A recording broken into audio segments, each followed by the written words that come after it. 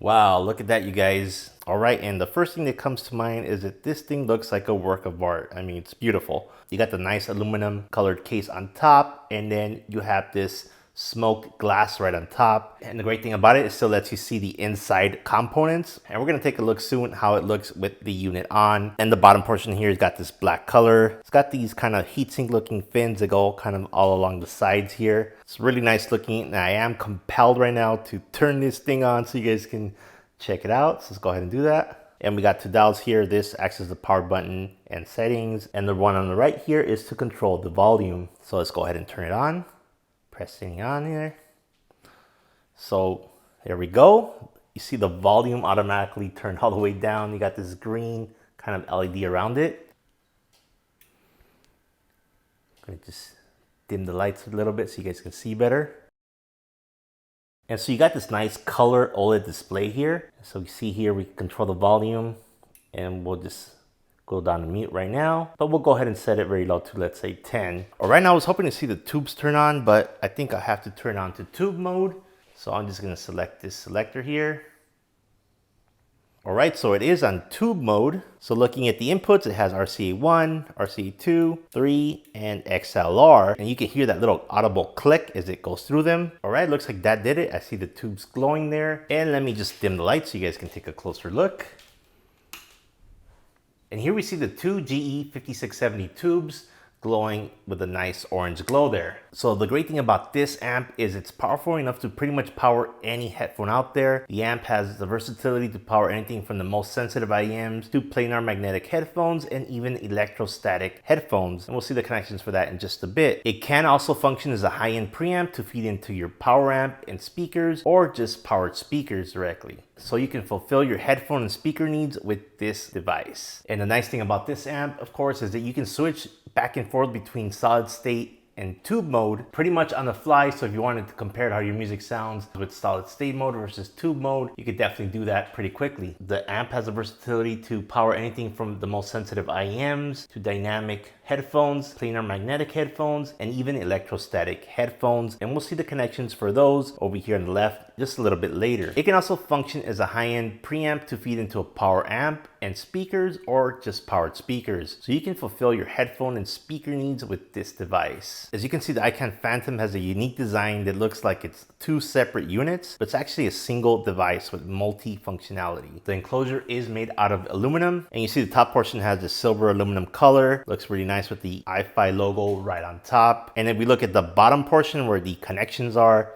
it's black. It's got these nice heatsink looking fins on the left and along the right side of the headphone amplifier. So this bottom layer of the Phantom is where you would plug in your headphones, whether it be balanced or unbalanced, electrostatic or regular dynamic, planar magnetic. So this left side here is for electrostatic headphones. This connection on the right here is for the normal bias voltage of 230 volts. So any electrostatic headphones that use the normal bias, you would connect there, while the connection on the left is for the Pro or custom connection that allows you to use a variable bias voltage using the bias voltage data cards, which we'll see in just a bit. And you can pretty much go from anywhere from 500 volts to 640 volts, depending on the brand of your electrostatic headphones. And you will definitely want to make sure that you use the correct voltage, otherwise it's possible to damage your electrostatic headphones. And then these next two ports over here are the 3-pin balanced XLR connections. You have a left and a right. And then you have one 4-pin balanced XLR, a 4.4 millimeter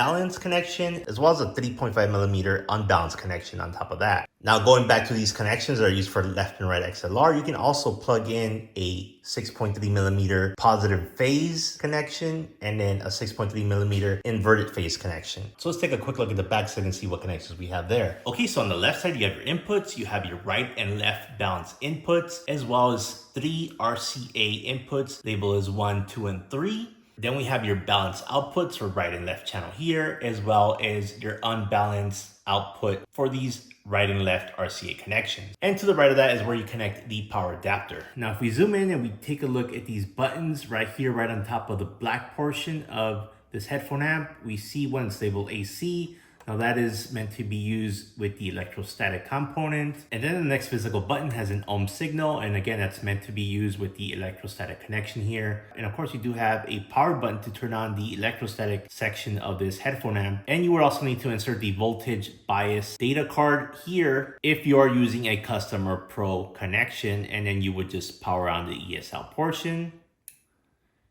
And here we see that it's on.